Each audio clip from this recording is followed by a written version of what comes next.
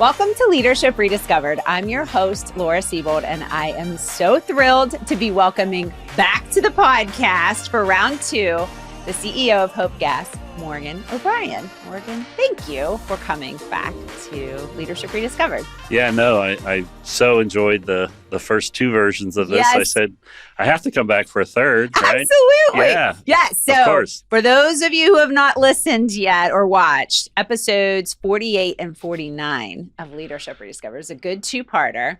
But episodes 48, 49 on Leadership Rediscovered were our first round of conversations. Yep. And I think started laying the framework of what you were doing in your role with Hope Gas. And now I'm excited because you recently celebrated the 1-year anniversary of, how do you say it? Is it a reforming? Because I know the Hope name existed at one point, but really you kind of brought it back a year ago. Yeah, I don't know if I've really framed it other than it, it's just another chapter in a long history of this company, right? Yeah. So, very cool. All right. So past the 1 year, for people who haven't listened to the previous episodes, they will. But in the event that they haven't yet, could you just talk a little bit about the significance of that milestone in the company's journey and where things are right now? Yeah. So the company is actually coming up on its 125th anniversary of being in existing here in West Virginia. Wow. And over those 125 years, they've had all kind of different ownerships, like a lot of companies. Yeah. And the most recent ownership was Dominion Resources, who we bought the company from.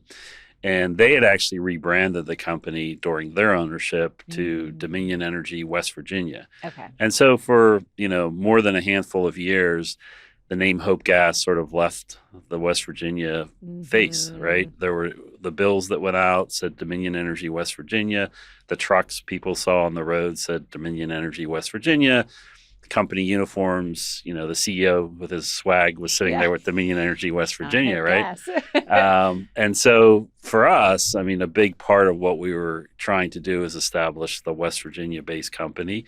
And so bringing back the name just obviously was a natural part of that. And that for us, that was one, we knew our employees would react favorably to it, right? Because that's their roots, that's the roots of the company.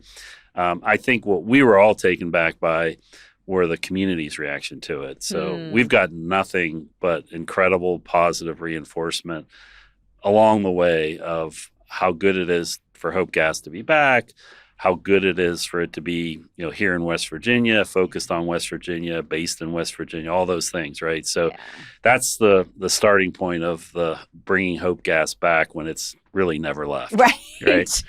But and I love the name. There's so much goodness that you can do with bringing hope back, period, to so many people in West Virginia. No, it's by far, for so many different reasons, probably one of the best company names, and particularly with what we think our mission's really focused on. And that is, I hate to say it that simple, but we're trying to bring hope, more hope to West Virginia, not create hope, but bring more. Yeah. I love it. Okay, so last year you kind of kicked things off with your epic, was it a tailgate at the West Virginia Pitt game? Yeah, and I think the backyard brawl. Yeah, so we had we closed on August 31st at midnight, so we became the owners at 12:01, and September 1st was the bringing back of the backyard brawl between West Virginia and Pitt. And so it felt like marrying those two events just made natural sense. The logistics of it were incredible, and we talked about it last time, but we were able to bring 500, Hope Gas, West Virginia employees up to Pittsburgh for that. We had a big tailgate party. And actually, I can remember like the excitement in everybody's faces, like the idea that we're creating this West Virginia company. Like we walked into the stadium together, 500 of us with Hope Gas on our shirts. That's so cool. We got inside the stadium. We saw Hope Gas on the field. Got to watch a video that I got to put on there to talk about our goal and our vision of what we were going to be doing here in West Virginia. Mm-hmm. And it was just like a really exciting kick, literally a kickoff. Yeah. Right. So to me, it couldn't have gone any better to start. That's awesome. Yeah. That's the starting point. Okay. Now that was one of the reasons that I wanted to have you on, especially at this time was just to talk about what this year's been like, and if you'd be willing to share any key milestones or key learnings that you've had from the year. I think it would just be great to bring it to the present time now from that point. Yeah, and so like everybody who comes to somewhere, you start telling your story and put a few stakes in the ground, right? This is who we're going to be, and these are the things we're going to do. And I don't know that everybody sits there and measures, here's the stake you put in the ground and here's what you did. But I think because the year's been so successful, we're actually reminding people of those stakes, right? So to see how much we've exceeded those stakes. And so one of the first commitments we made is that we were going to bring 100 jobs to Hope Gas here in West Virginia. We surpassed the 100 early on in the year. Wow. And are really focused around 200 jobs by the end of this calendar year. That's a lot. Yeah. And what we say we're most proud about is those are family sustaining jobs, right? Because there's all kinds of jobs, as everybody knows, in this economy. Yes. And so we always say it's a family sustaining job that a person can support their family. A livable wage. Exactly. All those things. Wow. So that's a stake that we put in the ground, and one that, we think is, really, really important. And we feel really proud of that, that we're going to be exceeding that. Yeah, well, and that's big too, because I feel like a lot of times, especially when new companies come to an area or they plan for some kind of expansion, a lot of times they will put somewhat of a promise out there on how many jobs they estimate coming to the area. And unfortunately, I feel like a lot of times it doesn't always hit the mark. And so to exceed it. Doubling, just in case you're wondering. So, Exactly. I use all round numbers. I don't know if they're exact or not, but they're round numbers. And, and so that was one of the most important stakes that we put in the ground. And what we talked about was creating a headquarters here in West Virginia. And one of the first things we did was found a place to call our headquarters, right? And with a lot of, I'll call it, really, this is where I found out how much people valued, the Hope Gas name. When we talked about putting our name up on a headquarters building, one of the first places I thought of, because I'd read the story, was when, Mylan Pharmaceutical left Morgantown. They sold that building, that whole facility, to West Virginia and the medical center up there for $1 to really try to replicate, those jobs that were basically leaving West Virginia. And I kept thinking, one, I want to be part of that story, right? Where this is the new West Virginia bringing new jobs into the state. So that was exciting for us to, I'll say, land that as our headquarters. And then, we also were fortunate, I think, because I'll just say it, not to get political, but we have an incredible governor here in West Virginia who gets, I'll say, creating jobs. He truly gets it, and it's one of the things at his core. And so we had a ribbon cutting ceremony this year to celebrate that headquarters, sitting up there on Chestnut Ridge Road. And he came to it, right? And he spoke and was, as he always speaks, from the heart, and talks about all the wonderful things that we've been doing in this 1 year, which obviously we'll talk about here. But to have his sort of confirmation, he was literally the first person I met with when we were buying Hope Gas. And there were a whole bunch of things he said to me that inspired me even more. But the one thing he said, which I'll never forget, and I think he even said it at the ribbon cutting, is, West Virginia is going to be the last state to turn its back on natural gas, right? And to hear that from a governor unequivocally is when you're just spending, $700 million to buy a gas company. It feels pretty good. It feels pretty good. You need to have that support. So those are two good bookends for me. One is that, we committed to him the things that we talked about, including the jobs. And I think he was here to celebrate that not only did we meet that commitment, but obviously exceeding it. And he gets, how important energy is to the economic development and all the things that we're going to talk about. So yeah, that's amazing. Well, and if I recall correctly, not only did you create job opportunities, more full-time type opportunities, but you also adjusted some of your contractor work as well to be able to prioritize, if I'm saying that correctly, West Virginia-based firms or contractors versus outside of West Virginia. Yeah, and for us, it's sort of like it sounds a little bold or maybe arrogant to say it, but we want to show others how to do it, right? Mhm. And so what's the definition of creating a West Virginia-based company? Well, the first part was the jobs we created within the company. And that feels, okay, so now your CEO's here, all your administration's here, the decision makers are here in West Virginia. Mhm. We added the call center, so when customers call somebody, they have somebody from West Virginia answering the phone. Nice.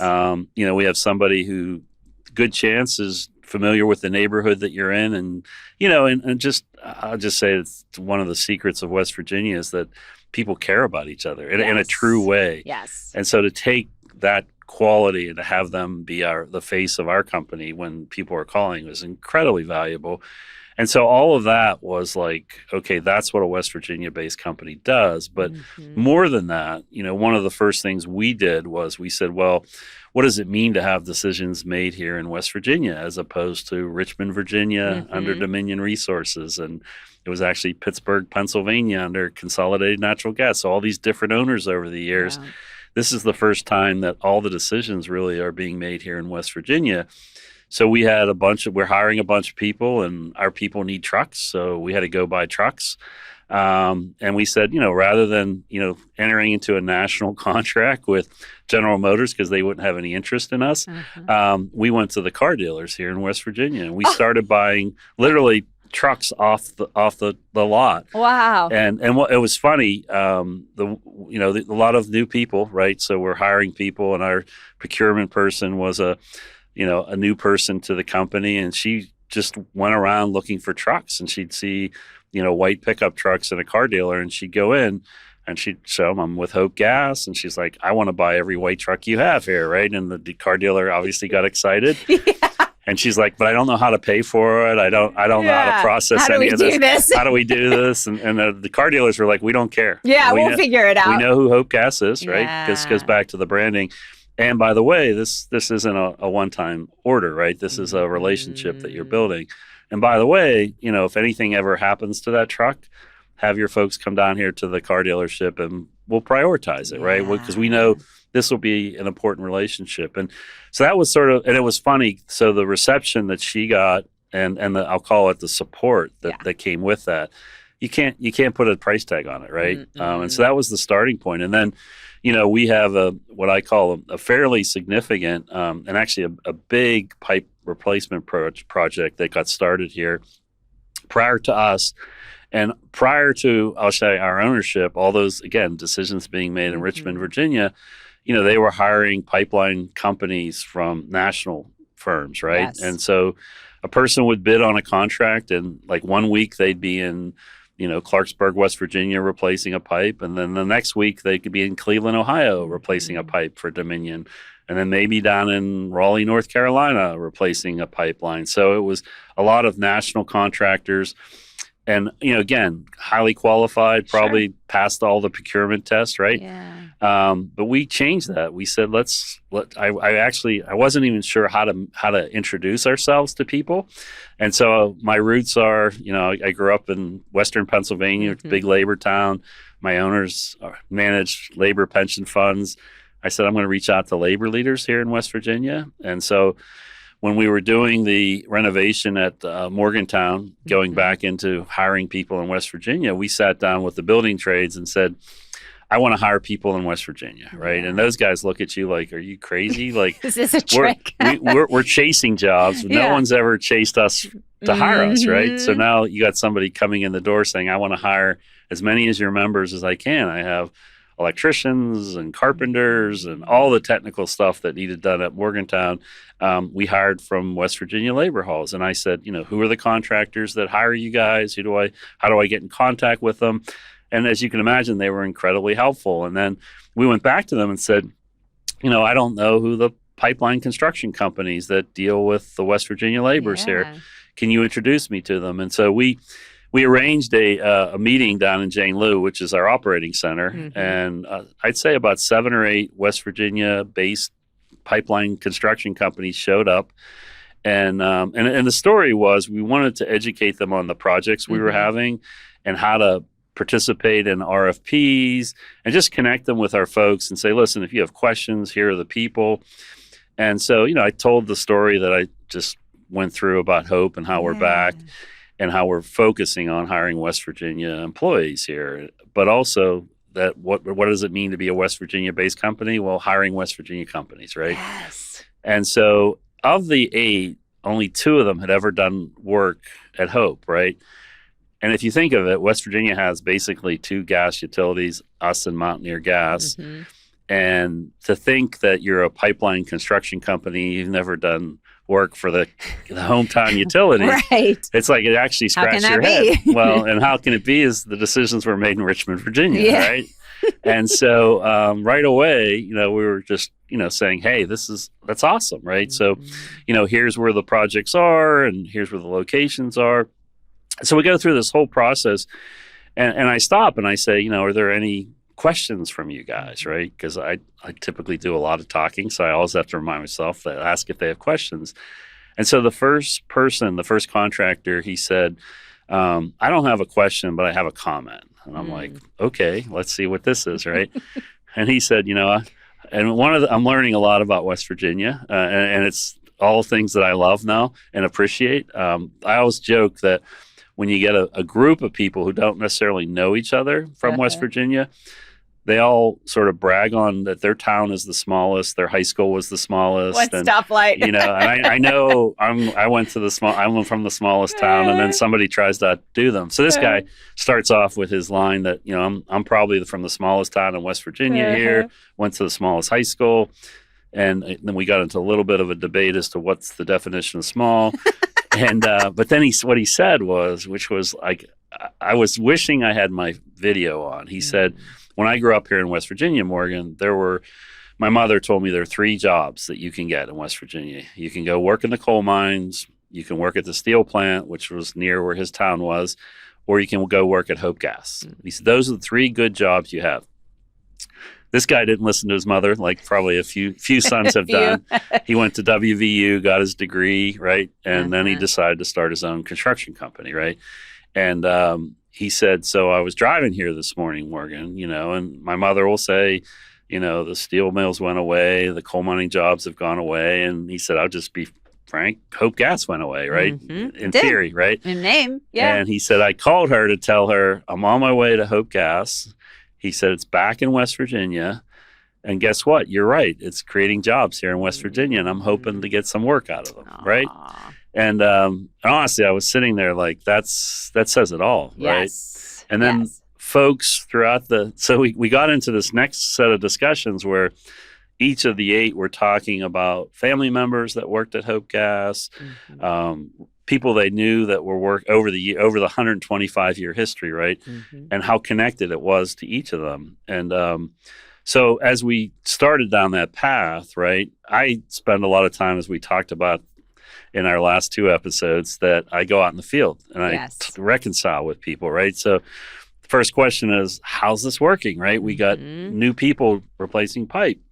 And this is, again, this goes back to the quality and sort of the humbleness, but I'll call it the work ethic of people in West Virginia that I'm still learning, right? And so our guys in the field say, Morgan, if I have an issue with my truck, right, I know the guy where we got the truck from, and he's going to fix it for me. And, I used to have to go into car dealers and say, this was done on a GMC contract out of Richmond, Virginia, and, go look it up and figure out whether it's warranted or not.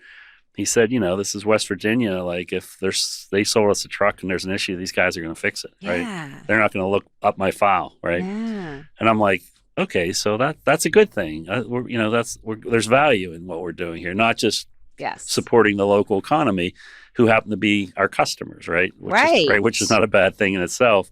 But then we got into the pipeline construction, and it was funny. So one of the folks said to me was, first of all, like, when we deal with these national contractors, they don't always do it the way we want it, right? And he said, and we'll tell them, like, hey, this isn't the way we want it. We do it differently here. And they'll be like, I'll be in Ohio next week. Like, I got to get out of here and get this done. There's no ownership, right? And no connection. No connection. And one of the folks said to me that he used to work for a national pipeline construction company. And he said, I'll tell you what my job interview was. And I said, okay. He said, I told them I was from West Virginia and I went to, technical school and learned how to be a welder. And the guy said to him, everybody from West Virginia works hard, they're honest, and you're hired. He said, so Morgan, the fact that you're hiring people from West Virginia who have good skill sets, like this makes perfect sense to us, right? Like it's the quality of the people, right? Yes. And it's that connection, that the ownership of the work and just, all the values there. So, again, and I keep saying, we're not changing the world, right? Maybe, but it's a way of, sort of just showing West Virginia companies that, you have to be purposeful, right? Because, I'm sitting here today with the sweater on, right? And so everything we do, we say, how do we connect to West Virginia? As opposed to, it's so easy, right? With the internet and Amazon and create, I'll call it quick, efficient solutions, right? And it's like, no, let's go find a company that does this in West Virginia, right? And so like all the embroidery's done here in West Virginia. I mean, I'm sure these shirts are made in Japan, like everything, right? But eventually they'll be made in West Virginia, right? But so it's just, it causes us, right?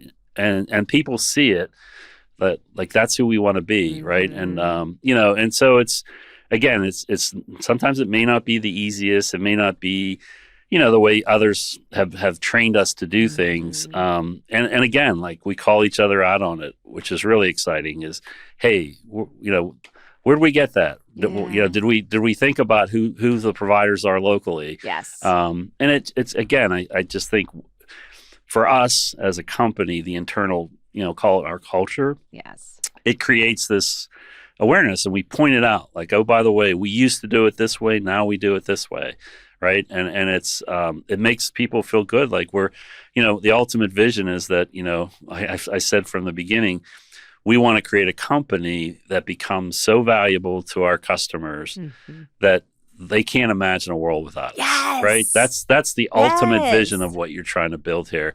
And so, as you support things and as you support their businesses and as they see you as supporting their customers' businesses, right? All that, right? You say, okay, you're making yourself more valuable here each step along the way. Exactly. And I love that. Thank you for sharing that, because there's so much. Oh, I could go in so many directions on that alone, just because I feel like it's a really important model. And I appreciate you going into the detail of how you've actually structured it, because you have been really intentional in terms of how you do business. It's not just about locating your business here. Then from there, I mean, you can do that, and that's great. And I'm grateful when companies do come to West Virginia, but you can take it so many steps further. And I don't think people realize that. I mean, I grew up outside of Dayton, Ohio, which a lot of times when people think about automotive industry, they think about Detroit, which certainly was big for automotive, but the Dayton area also had a huge GM presence as well. And so when the automotive crisis happened and you saw all these big manufacturers moving out of the United States and just limiting their production overall, it wasn't just about the GM plant that closed. It was a seatbelt manufacturer that was nearby that ended up having to close. There was, this other company over here that also closed. And so, that's the negative or the downside effect of what happens sometimes when a company closes. But thinking about the more positive flip side of that is, hey, if I'm opening a business, it's not just about employing people, which alone is amazing, because you're creating livable wages for people to have families here to stay in West Virginia, which is huge. But you're also creating so many opportunities for other businesses to be successessful. And then there's this whole flywheel effect that comes from that as well. And then when people see that name, they take pride in Hope Gas. The employees are happy and proud to wear the shirts and the hats, and this is where I work, or this is where my parents work, or whatever the case may be. And it builds so much community and so much goodwill within the community too, to keep it all local. And I'll just be also a little frank that I like talking about it. And I like talking about it with other business leaders to make them question how they do things, right? It's like, and I would never call anybody out, but I all the time when I'm with, a president of a company or a CEO or just even a private owner, I talk about, how we've changed and how it's not easy, right? No. And it might not always be the cheapest business and it won't be decision either. It won't be the cheapest, right, necessarily. But if you sit there, so part of our premise of our business model is that, if we have people in West Virginia serving people in West Virginia, again, it may not be the cheapest model. I can offshore a call center incredibly cheap. But at the end of the day, the quality of the work that you do and ultimately the cost of your total service, right? When you think about it, getting information correctly from a customer, getting all the connections with what we actually do and eliminating sort of all the inefficiencies of I'll call it being cheaper, right? Yes. In the end, I've convinced myself that you save that money and becoming a lot more efficient. Plus, which you can never value too much, is what does that customer think of you, right? For sure. Having somebody who takes the time, helps you through your process, cares about what you're doing, and understands our company as opposed to somebody who's taking information and you call back and you're speaking to somebody else, right? Well, and you could literally be talking to your neighbor, maybe. Right. It's someone that absolutely lives near you, lives in your same town or the next town over. And that makes such a difference because getting back to what you said, if you're trying to build a culture and you're trying to get people excited about the mission, if they don't have that connection, if it's just, this is another job to me, or I'm going to be in another state next week, they just don't feel that identity or that sense of connection or community at all. Absolutely. Yeah. And what you're doing, I think, allows people to not only feel that connection, but to take pride and to really take more of the ownership, like you said, about the work that they are doing and the impact that they can have. Yeah. No, there's no questions. And as you know, your expertise in leadership, when you plant the seeds with people, like you said, this is who we want to be. And I don't sit here today and say, I know the 25 things we should change. I might know 3, right? Yeah.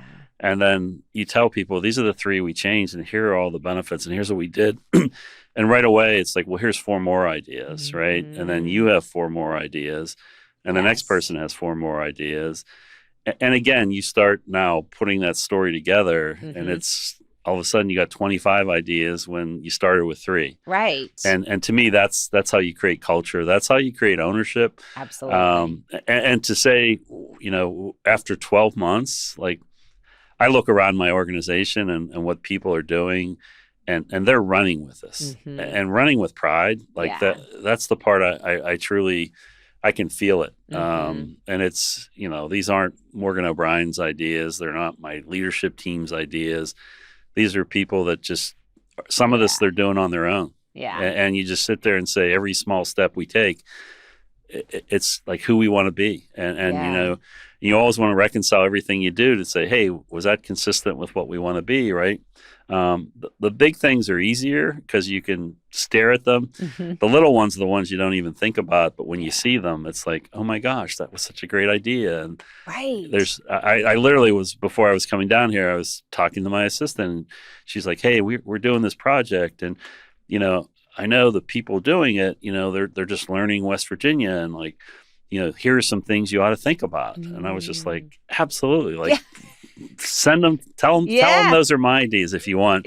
But own those, like having those people wanting to help with that, I'll call it that mission of, because you feel good about it, right? And that's part of it. And people want to contribute and they want to be a part of something bigger than themselves. They want to, every day I talk to people, I want to make a difference. I want to have an impact. I want to change the world. And if you give that, they're just waiting to be unleashed to do it, right? No question. Instead of, we're going to hire really good people and then we're going to control every aspect of how they think and when they work and how they work. Exactly. And all of that. It's like, and why did you hire good people? Exactly. Why don't you just use, robot for that instead?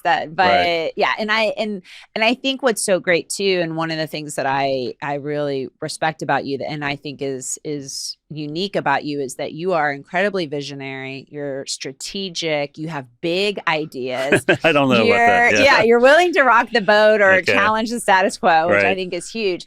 But but the way you do it is not, I had this big idea and now everyone has to just do what I want to do because I'm the CEO and I can. You can. Right. But I feel like your style oftentimes is, hey, I'm kind of thinking directionally about going here, but not prescribing the solution for everyone, allowing the team to take that ownership and think about, okay, we see the vision of where he's going. Right. And here's our thoughts on that. Yeah, and the way I would describe that is that I'm not the smartest guy you ever met. Like, you've had lots of really smart people sit here. Like, I'm smart enough to know I don't have all these answers. And the reason I hired all these really good people is they have those answers, right? So to me, the whole process would fail with just one bold idea with a guy who has no idea how to do it, right?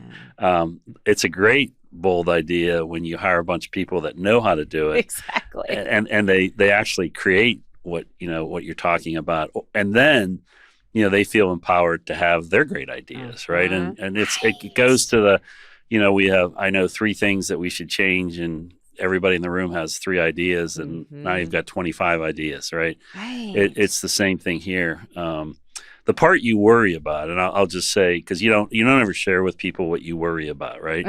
Because you're part of a job as a leader is to make people feel safe and confident. Yeah, you don't. If you seem nervous or worried about the future, obviously they're going to follow suit. Yeah, and it's really funny because, like, people will say to people that work for me, nothing upsets this guy. Like, this guy doesn't get upset. And I'm like, if you saw me driving home at night, like, I'm upset, I'm worried, all those things, right? That's because you care. Yeah, you care. And but the where I was going with it is just that, the whole I'll say the idea that we had a lot of, I'll call it, I think, ambitious goals this first year. And a lot of it were things I saw, and I know how, I'll call it, opportunities present themselves in life. You don't get to pick when opportunities come to you, right? Some people think you do. But I think one of my experiences is sometimes an opportunity comes to you and you either take it or you pass on it, and it may never come back to you. And and for me, the idea that we're busy now because we have these things we're focusing on when opportunities came to us. And so, and for me, it was like, this is what we talked about. So these opportunities fit right in, right? Remember how we talked, we were going to do this, right? But the thing you do worry about is there were a lot of opportunities that came our way this first 12 months. And you do worry about the ability to a new team. And our team, if I described it, it's there's a whole army of people that were here at Hope working for Dominion, West Virginia, that, came out of their shells and the spotlight was shined on them and they got opportunities to step up. So you got new leaders stepping up, and even the leaders you had here, you're basically sort of unleashing them, which is scary and exciting, right? As you know, and to say, like, you're part of this, and we got to take ownership. But by the way, like, nothing's off the table here. Like, we're going to talk about everything and question everything. And then you have a group of people that you're hiring who have no relationship with the company. Some of them actually weren't even from West Virginia, like, are coming here for the opportunities. And so you've got this, okay, I hear this guy talk about the state and why we're helping it. But you put all those ingredients together, right, as the leader, and you just keep saying to me, this is going to work. Like, we got all the right people here. And you get in your car and say, I hope it's going to work, right? And I hope I'm not I'm not sort of putting too much stress on a new system, right? A new team that's building as you go. And honestly, that's probably was my biggest fear. And so what's really, really exciting as I sit here today is the team has nailed it. Like, they, in every instance, not only, did they do what we wanted to see happen, it's like they've made it better. Every step along the way. And so, like, it's scary for them right now because I'm sitting there saying we can double this. Like, we did. We just keep going. We keep going, right? Because they have the capacity to do more. And again, sitting here a year ago, I would sit there and go to sleep at night saying, okay, because you realize it. You could see the potential in people, but you never know how long it takes to realize that potential. Yeah, and sometimes you see potential in others they don't see in themselves, and that's a challenge too. And that's a journey, right? Yes. To bring that out of them, to make them feel comfortable. But it felt like this was, I don't know what the right analogy is, where like started, fruit ripening on a tree or whatever. You just started watching all this, I call it ripening, that was happening with business leaders and taking the ball and running with it. And then the people beneath them taking the ball and running with it. And, I'm not saying there was never, a mistake in the road or a bump in anything we did.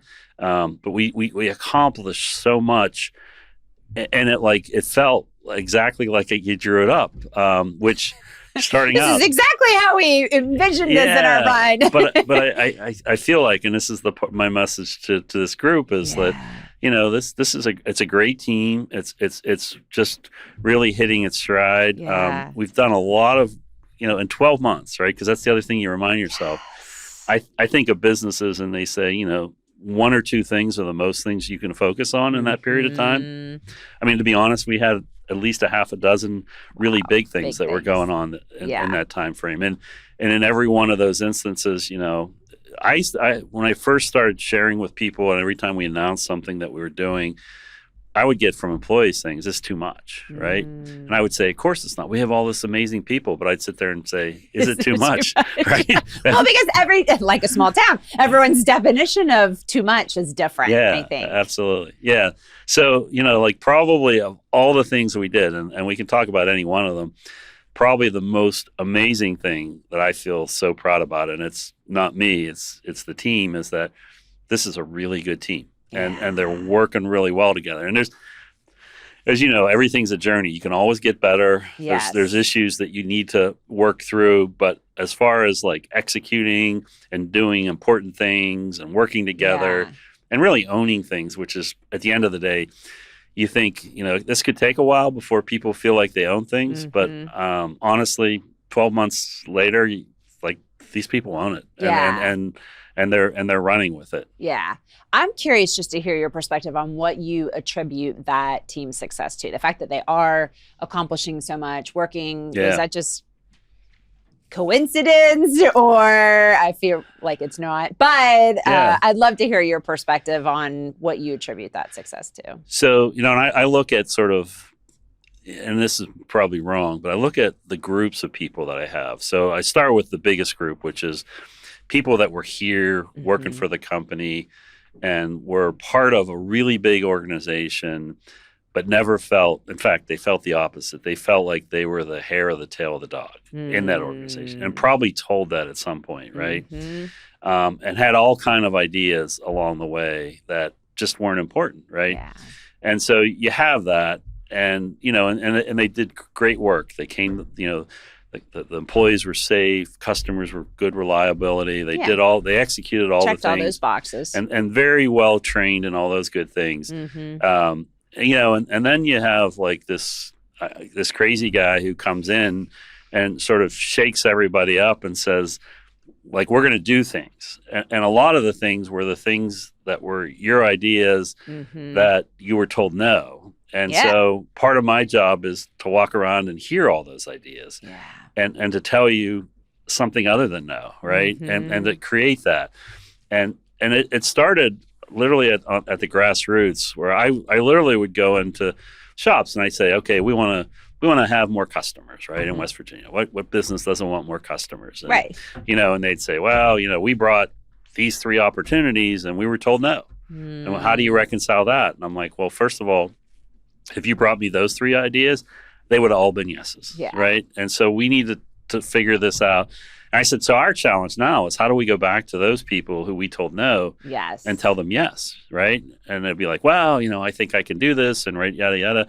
And so you start, and then part of it is just like, I don't know, it's like you shine a little sunshine on people, and all of a sudden they're working on their tans, right? It's like, I love that saying. Right. So it was, every place you went, it was like, Morgan, I got ideas, right?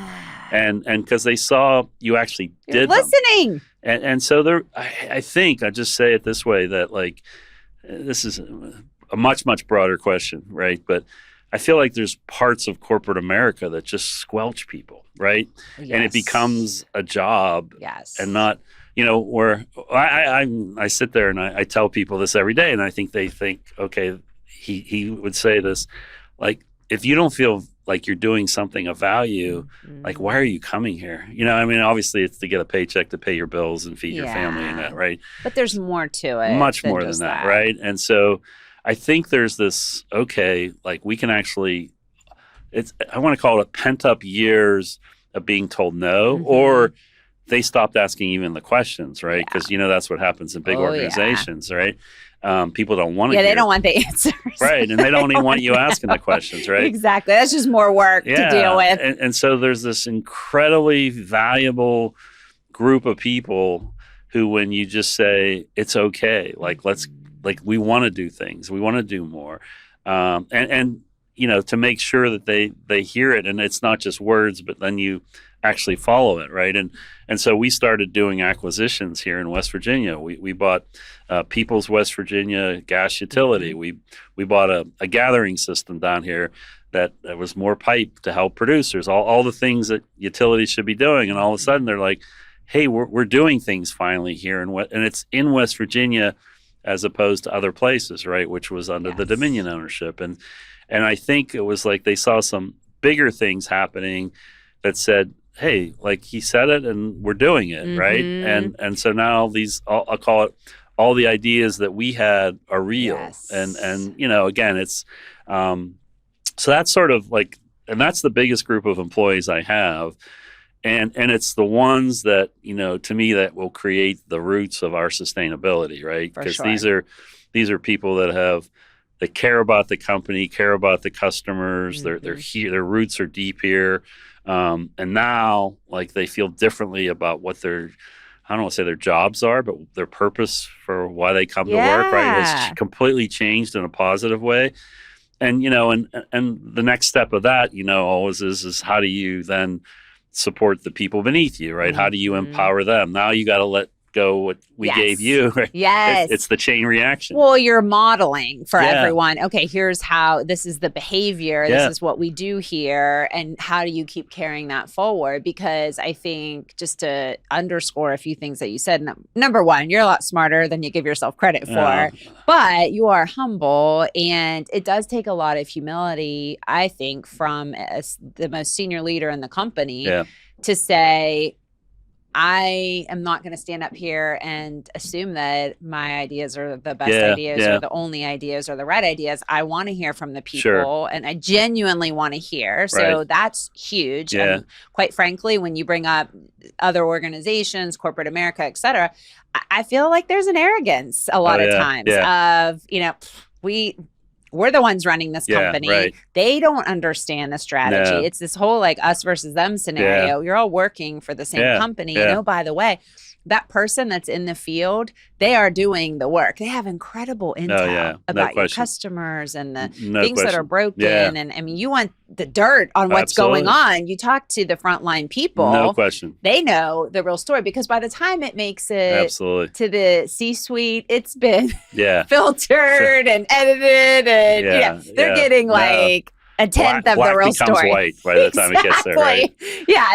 Everything's great, because we talked to so-and-so. You're not getting the real story there. So, I mean, I think it takes a tremendous amount of humility to and it's great demonstration, but then you're also building trust by following through. And I think that's another huge miss for people, is that they'll come in, they say things, they make promises. It doesn't happen for whatever reason. They don't explain why it doesn't happen, because sometimes there are valid reasons why, but they don't really ever come back and explain why. And then you've got a bunch of people sitting around, great, here we go again. This conversation was just too good for one episode. So join us next week for part 2.